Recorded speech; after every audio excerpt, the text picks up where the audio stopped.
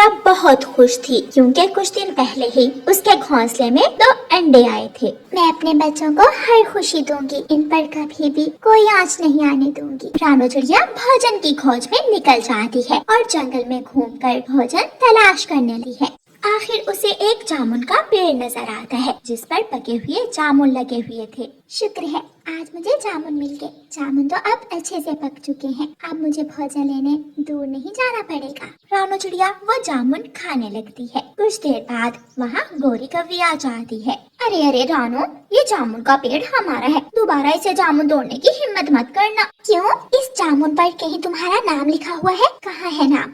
अगर है तो मुझे भी दिखाओ। नाम अगर नहीं लिखा तो मैं लिख लूंगी, मगर ये पेड़ हमारा है। मेरे ससुर जी ने मुझे बताया था कि ये पेड़ उनके दादा ने लगाया था। अगर दोबारा यहाँ दिखाई दी तो मैं अपने पति से तुम्हारी शिकायत कर दूंगी, फिर जानती हो तुम उसे। रानो चिड़िया कोई मुसीबत मुँह नहीं लेना चाहती थी, इसलिए रानो चिड़िया वहाँ से चली जाती है। दिन गुजरते गए और फिर एक दिन रानो चिड़िया के बच्चे अंडों से चूं चूं करते हुए बाहर आ जाते हैं। रानो चिड़िया बहुत खुश थी। मेरे सुंदर बच्चे। रानो चिड़िया अपने बच्चों को मीठा फल खाने के लिए देती है।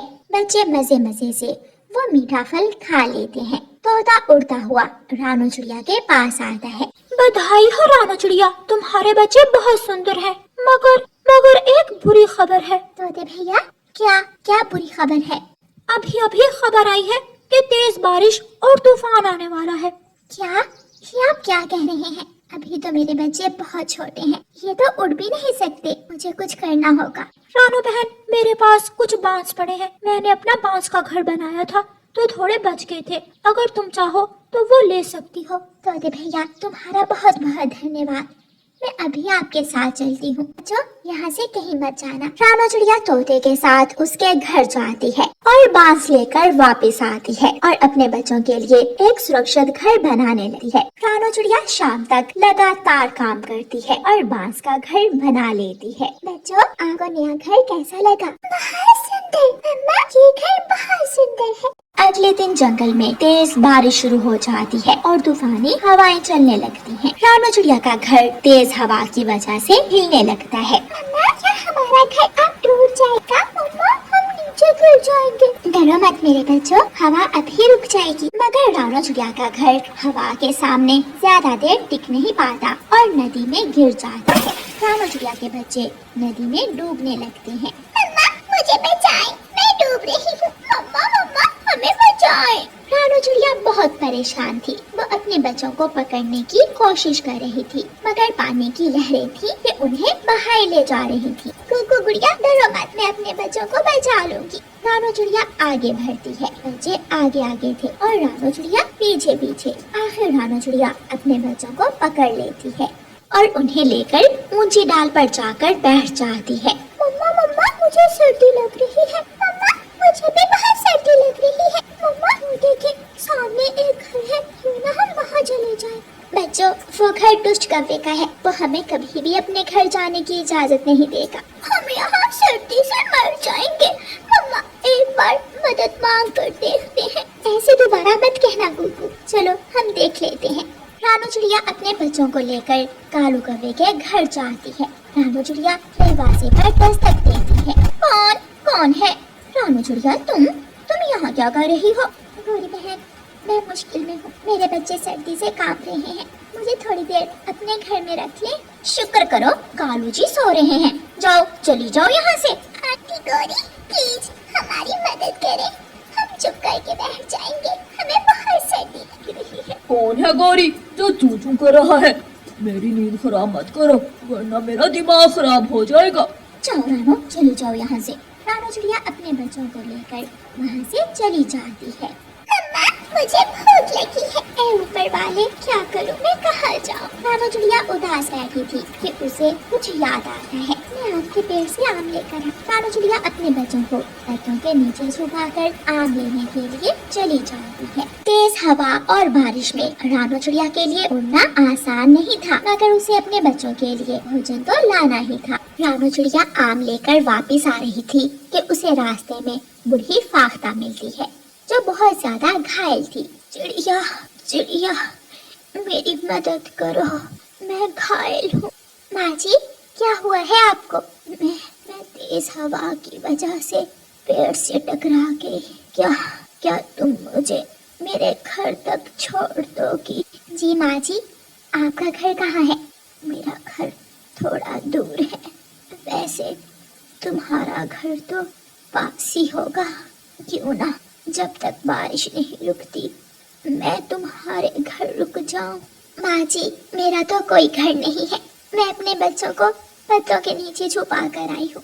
अगर मेरा घर होता तो मैं जरूर आपको अपने घर ले जाती। रानू चिड़िया उस बूढ़ी फाख्ता को उसके घर तक छोड़ देती है। चिड़िया बेटी, तुम्हारा बहुत बहुत धन्यवाद। माँ जी, मुझे आप इजाजत दें, मेरे बच्चे ना जाने किस हाल में होंगे। वो बूढ़ी फाख्ता अचानक से परी के रूप में बदल जाती है। मैं एक परी हूँ रानू चिड़िया, मैंने तुम्हारी परीक्षा ली और तुम उसमें सफल हुई। ये लो, ये बीज है, तुम जिस जगह इसे लगाओगी और जो दुआ मांगोगी पूरी होगी। क्या सच? हाँ, बिल्कुल सच। रानू चिड़िया वो बीज लेकर अपने बच्चों के पास जाती है और वो बीज जमीन में बो देती है। वहाँ एक सुंदर घर बन जाता है जिसमें हर चीज मौजूद थी। रानू चिड़िया अपने बच्चों के साथ खुशी खुशी उस घर में रहने लगती है। वो सब मिलकर ताज़ा ताज़ा फल खाते हैं और मौसम को एंजॉय करते हैं। तो मेरे प्यारे दोस्तों, अगर आपको हमारा वीडियो अच्छा लगा तो प्लीज इस वीडियो को लाइक, शेयर, कमेंट, सब्सक्राइब जरूर करिएगा। आपका बहुत धन्यवाद। हिमालय के जंगल में रानू चिड़िया अकेली अपने टूटे फूटे घोंसले में रहती थी। एक दिन की बात है, कालू कौवा रानू चिड़िया से कहता है, रानू चिड़िया, तुम अपना घोंसला किसी ऊंचे से पेड़ पर बना लो, क्योंकि मुझे खबर मिली है कि हमारे जंगल में बाढ़ आने वाली है। कहीं तुम्हारा घोंसला बह न जाए। लेकिन कालू भैया, मैं अपना घोंसला कैसे बना पाऊंगी? मैं तो अंडे देने वाली हूँ और बुलबुल डॉक्टर ने तो मुझे आराम करने के लिए बोला है।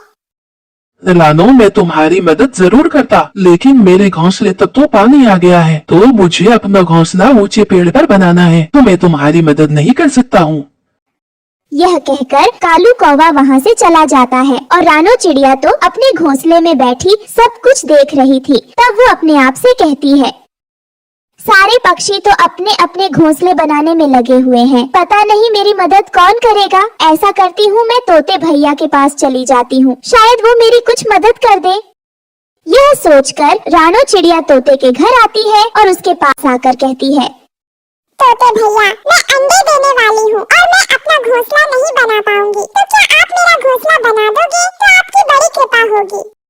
रानो, अभी तो मैं अपना घोंसला बना रहा हूँ। जब मेरा घोंसला बनकर तैयार हो जाएगा तो मैं तुम्हारा घोंसला बना दूंगा। तब तक तुम इंतजार कर लो, क्योंकि अभी तो मैं तुम्हारा घोंसला नहीं बना सकता हूँ। वैसे तोते भैया, तुम्हारा घोंसला बनने में कितना समय लगेगा? देखो रानो, मेरा घोंसला बनने में तो 3 से 4 दिन लग जाएंगे। जैसे ही मेरा घोंसला बन जाएगा मैं तुम्हारा घोंसला बनाना शुरू कर दूंगा। यह कहकर तोता अपने घर के अंदर चला जाता है। तब रानू चिड़िया अपने आप से कहती है, नहीं, मैं 3 से 4 दिन नहीं रुक सकती, मुझे अब किसी और से मदद लेनी होगी। फिर रानू चिड़िया वहाँ से लाडो चिड़िया के घर जाती है और वहाँ आकर लाडो चिड़िया को सारी बात बताती है।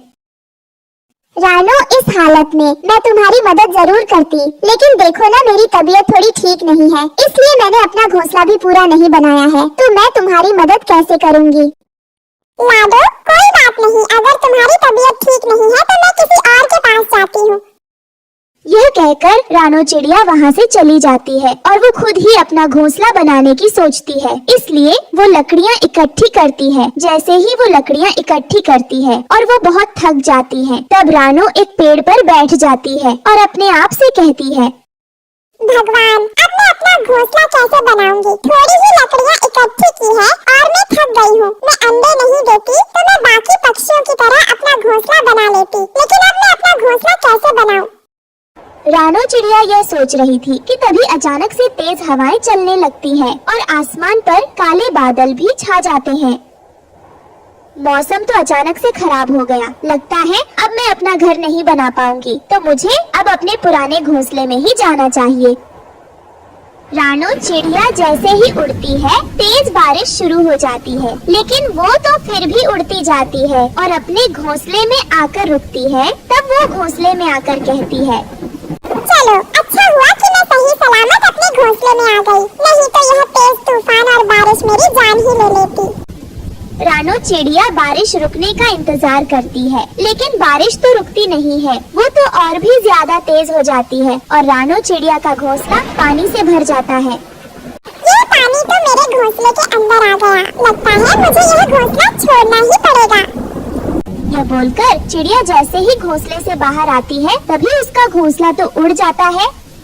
मैं अब इस तेज बारिश में कहाँ जाऊँ? मेरा घोंसला तो टूट फूट कर उड़ गया और मेरी तबीयत तो पहले से ही बहुत खराब है। रानो चिड़िया ऐसी बारिश में बैठी भीग रही थी, तभी एक चील की नजर चिड़िया पर पड़ जाती है। यह चिड़िया बिना घर के यहाँ तेज बारिश में बैठी भीग रही है। लगता है यह अंडे देने वाली है। मैं इस चिड़िया को अपने घर ले जाती हूँ, क्योंकि जब यह अंडे देगी तो मैं इसके अंडों को बड़े मजे से खाऊंगी।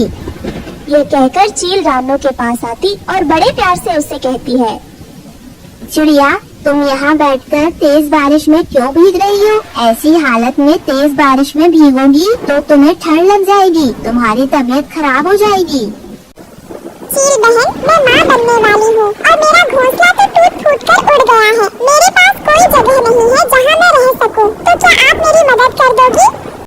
चिड़िया, एक पक्षी तो दूसरे पक्षी के काम आता है। अगर मैं तुम्हारी मदद नहीं करूँगी तो कौन करेगा? तुम मेरे साथ चलो और मेरे घर रह लेना। जब तक बारिश नहीं रुकती है वहाँ तुम्हें किसी चीज की कोई कमी नहीं होगी। यह कहकर चील रानो चिड़िया को अपने घर ले आती है। रानो चिड़िया, तुम इस घोंसले में रहो और तुम यहीं पर रहना। अगर तुम्हें किसी चीज की जरूरत हो तो मुझे आवाज दे देना, मैं तुरंत आ जाऊंगी। चील बहन, तुम्हारा बहुत बहुत धन्यवाद जो तुमने मुश्किल समय में मेरी मदद की। मैं तुम्हारा यह एहसान कभी नहीं भूलूंगी। रानो, एहसान की कोई बात नहीं है। तुम अपना ध्यान रखना और जैसे ही तुम्हारे अंडे हो जाए तुम मुझे जरूर आवाज दे देना। यह कहकर चील अपने घोंसले में आ जाती है। तभी चील का पति उसे डांटते हुए कहता है, तुम इतनी दयावान कब से हो गई जो तुम इस चिड़िया को घर के अंदर ले आई? मैं अभी इस चिड़िया को भगा के लाता हूँ। नहीं नहीं, आप उस चिड़िया को यहाँ से नहीं भगा सकते। मैं तो उसे यहाँ उसके अंडे खाने के लिए लाई हूँ। पत्नी जी, क्या कहा? वो चिड़िया अंडे देने वाली है? हाँ हाँ, वो चिड़िया अंडे देने वाली है। जैसे वो चिड़िया अंडे दे देगी तो हम बारिश के मौसम में बड़े मजे से उस चिड़िया के अंडे को खाएंगे। वाह पत्नी जी, तुम्हारे अंदर तो बड़ा दिमाग है। मैंने यह तो कभी नहीं सोचा था।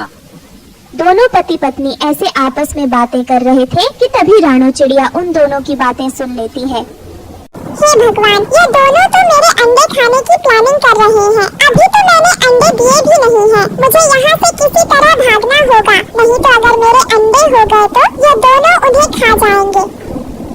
ये कहकर रानो चिड़िया वहाँ से भाग जाती है और एक पेड़ पर आकर बैठ जाती है। हे भगवान, अब मैं कहाँ जाऊँगी? यह बारिश रुकने का नाम नहीं ले रही है। मेरे पेट में भी बहुत दर्द हो रहा है। मैं कभी भी अंडे दे सकती हूँ। हे भगवान, मेरी मदद करो। रानो ऐसे कह रही थी कि तभी एक बादल बरसता हुआ उसके पास आता है और उससे कहता है, रानो चिड़िया, तुम क्यों रो रही हो? तुम अपनी समस्या मुझे बताओ। बादल भैया, इतनी तेज बारिश हो रही है और मेरे पेट में बहुत दर्द हो रहा है। मेरे पास कोई घर भी नहीं है। अच्छा, तो ये बात है। रानो चिड़िया, मैं बारिश को तो रोक नहीं सकता, लेकिन मैं तुम्हारे लिए एक गुलाब का घर बना देता हूँ। बादल इतना बोलकर अपने जादू से गुलाब का घर बना देता है। आपका बहुत बहुत शुक्रिया बादल भैया, आपने मेरी जान बचा ली। उसके बाद रानो चिड़िया उस गुलाब के घर के अंदर चली जाती है और थोड़ी देर बाद वो अंडे भी दे देती है। फिर रानो चिड़िया अपने अंडों के साथ खुशी खुशी रहने लगती है। रानो चिड़िया जंगल की सबसे अमीर चिड़िया थी। गोरी कभी रानो की नौकरानी थी। वो रसोई का काम करती, मिट्ठू तोता बगीचा संभालता और कबूतर बाजार से आने जाने के सारे काम निपटाता।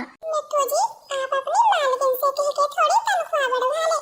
इतने पैसों से खर्चा नहीं चल पाता। चिड़िया सरकार साल में एक बार तनख्वाह बढ़ाती है, फिर मैं अभी कैसे बोल सकता हूँ? मिट्ठू जी, आप बगीचे से थोड़े फल भी चुरा लाया करें। इतने बड़े बगीचे में किसी को पता नहीं चलेगा। नहीं नहीं हरियाली, मैं चोरी नहीं करूँगा। मुझे थोड़े बहुत दिन के लिए नौकरी नहीं करनी जो चोरी करूँ। ले जग्गू बेटा, बादाम वाली खीर खा, तेरी फेवरेट है। ये क्या गोरी, आज चिड़िया सरकार की रसोई से सारे ही बादाम चुरा लाई हो? हाँ कालू, मैं सारे सारे बादाम चुरा लाई, किसी को कुछ पता नहीं चलेगा। और वैसे भी मुझे यही तो बचता है, वरना 10,000 रुपए में खुल के सांस भी न ले पाऊँ। वो तो ठीक है, लेकिन ये सारे बादाम क्यों लाई हो? कोई गड़बड़ होगी तो? कालू, किसी को कुछ पता नहीं चलेगा और 1 हफ्ते बाद फिर से कबूतर को बोल दूंगी, वो दूसरे बादाम ला देगा। कबूतर जी, आप चिड़िया सरकार से बातें करें, मैं भी सारा दिन खाली रहती हूँ। अगर मेरे लिए कोई काम हो तो मुझे भी नौकरी पे रख ले। लूसी जी, मैं सही समय देखकर बात करूँगा। अब सो जाएं, रात बहुत ज्यादा हो गई है। ऐसे वो दोनों सो जाते हैं और सुबह सवेरे जल्दी उठकर चिड़िया के काम पर पहुंच जाते हैं। मम्मा मम्मा, मैं हलवा खाऊंगा। आज गौरी नौकरानी से कहकर मेरे लिए हलवा बनवा दे। जी बेटे, मैं अभी बनवाती हूँ। रानो चिड़िया 2 तालियां बजाती है, तभी गौरी कभी भागकर हाजिर हो जाती है। बोले सरकार, आपका क्या हुक्म है? गौरी बावर्ची, हमारे बेटे का हलवा खाने का मन है तो जल्दी से बादाम का हलवा पेश करो। लेकिन मैम साहब, बादाम तो खत्म हो रहे हैं, मैं कबूतर से कह के अभी मंगवाती हूँ। बस ना, रहने दो, अब तो बन गया हलवा। बताओ, बादाम ही खत्म है। गौरी नौकर, तुमसे 100 बार कहा है, जो भी सामान खत्म हो उसे तुरंत ही कबूतर नौकर से मंगवा लिया करे। आप ऐसी लापरवाही क्यों करती हो? माफी सरकार, लेकिन अब ऐसी गलती कभी नहीं होगी, मुझे माफ करें। अब तुम जाओ यहाँ से, मैं कबूतर से बात करती हूँ। ऐसे गौरी सर झुकाए चली जाती है। चिड़िया सीधे कबूतर के पास जाती। कबूतर नौकर, जल्दी से बाजार जाओ और 5 किलो बादाम लेकर आओ। माफी सरकार, लेकिन कल ही तो 5 किलो बादाम और रसोई का राशन लाया था, अगर खत्म हो गया है तो अभी लाता हूँ। क्या कहा? कल ही बादाम आए हैं? तुम कुछ भूले तो नहीं हो? नाना सरकार, चाहे तो गौरी बावर्ची से पूछ ले, बादाम और राशन लाया था। चिड़िया गौरी को बुलाती है और कबूतर गौरी से बात करता है। कबूतर, माना कि कल राशन आया था मगर तो बादाम नहीं लाया था। चिड़िया सरकार, ये मोटा कबूतर बादाम के पैसे खुद खा गया होगा। बुरी कवि, मुझ पर इल्जाम न लगाओ, मैं बादाम लाया था पूरे 5 किलो। हाँ तो अपने घर ले गया होगा। सरकार, रसोई तक तो बादाम पहुँचे भी नहीं। वो दोनों एक दूसरे पर इल्जाम लगा रहे थे, तभी मिट्ठू तोता फल लेकर वहाँ आ जाता है और उनकी सारी बातें सुन लेता। हाँ सरकार, ये कभी ठीक कहती है। कल कबूतर कह रहा था घर का खर्चा ठीक से नहीं चलता, अपनी पत्नी को काम पर लगाएगा, तो इसी ने चोरी की होगी। कबूतर, मैं हर साल तनख्वाह बढ़ाती हूँ, फिर भी आपने चोरी की। आपसे ये उम्मीद तो नहीं थी और अब तुम्हें काम से निकाला जाता है। घर बैठो। ऐसे बोलकर चिड़िया चली जाती है। कबूतर दुखी मन से घर पहुँचता है। गौरी कभी तो बहुत खुश थी। कालू, आज तो मजा ही आ गया। मैं जो कल बादाम लाई थी, कबूतर ने चिड़िया को बता दिया और देखो, सच बोलने वाले की ही नौकरी हट गई। मुंह बंद रखता तो क्या बिगड़ जाता। गौरी, ये तो बहुत अच्छा हुआ, अब आप उसकी जगह मेरी बात कर ले, मैं कब से ठाली पड़ा हूँ। हाँ, मैं कल मौका देखकर बात कर लूंगी। अब जल्दी से गुलाब जामुन और समोसे खाओ, ये ठंडे हो जाएंगे, बड़ी मुश्किल से चुरा कर लाई हूँ। ऐसे कौवे का परिवार चिड़िया के घर का शाही भोजन खाता है। इधर कबूतर के परिवार में दुखों का पहाड़ टूट चुका था। कबूतर जी, कहाँ मैं नौकरी करने का सोच रही थी, और देखो आज आपकी नौकरी भी चलेगी। अब घर का खर्च कैसे चलेगा?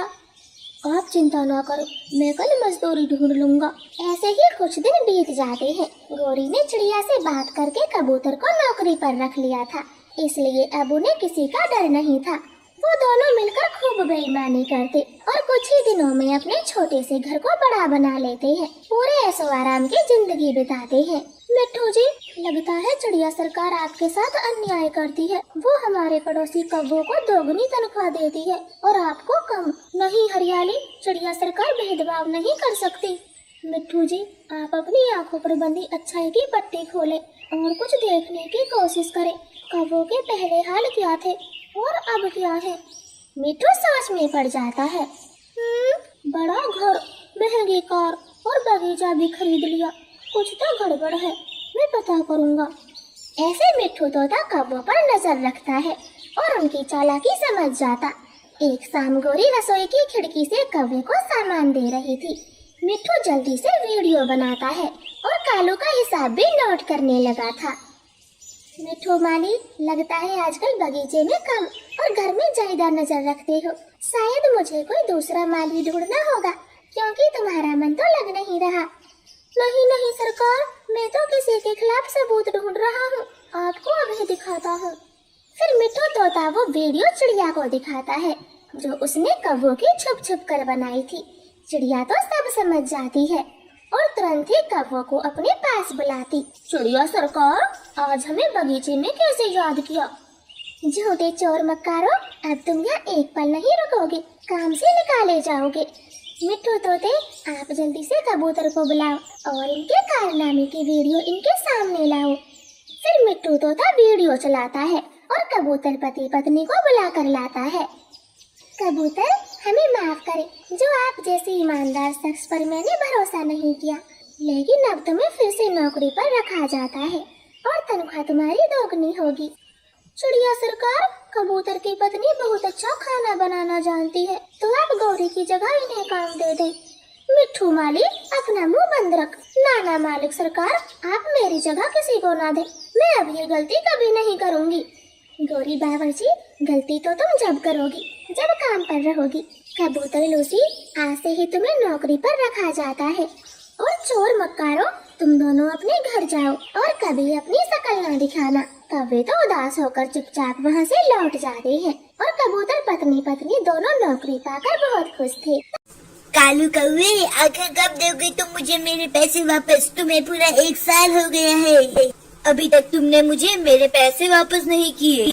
मैंने तो सोचा था तुम कोई कारोबार करोगे, पर तुमने तो सारे पैसे खाने पीने में ही उड़ा दिए। बहुत ही बड़ी गलती हो गई मुझसे, जो मैंने मेरी बहन की शादी तुम जैसे कमजोर कौवे से करा ली। साले जी, आप गुस्सा न हो, मैं आपको आपके पैसे जल्दी वापस कर दूंगा। बस कालू कौवे, मैं तुम्हें 3 दिन का समय देता हूँ। 3 दिन के अंदर तुम मुझे मेरे पैसे वापस करो, वरना मैं तुम्हें इतना मारूंगा कि तुम सब भूल जाओगे। और हाँ, मैं मेरी बहन को भी मेरे साथ ही ले जाऊंगा। इतना कहकर रानी कौवी का भाई वहाँ से चला जाता है।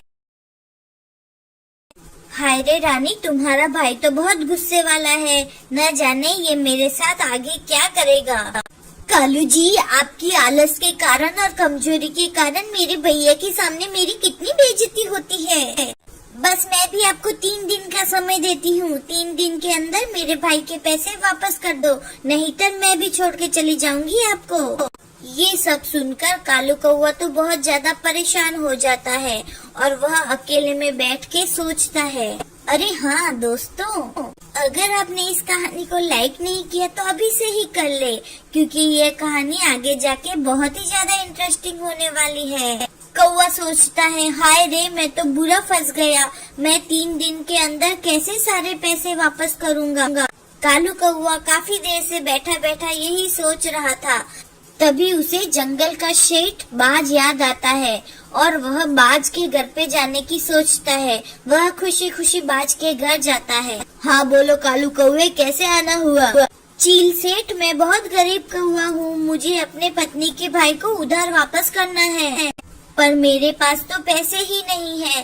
प्लीज चील सेठ मेरी मदद करे और मुझे कुछ पैसे दे दे। ठीक है कालू कौवे, मैं तुम्हें पैसे दे दूंगा, पर तुम्हें अपनी कोई चीज मेरे पास गिरवी रखवानी होगी। तुम्हारे पास कोई कीमती चीज है तो ही मैं तुम्हें पैसे उधार दे सकता हूँ। यह सब सुनकर कालू कौवा सोचता है, अब क्या करूँ, मेरे पास तो कोई भी कीमती चीज नहीं है। रानी के गहने तो मैं पहले ही बेच कर खा गया।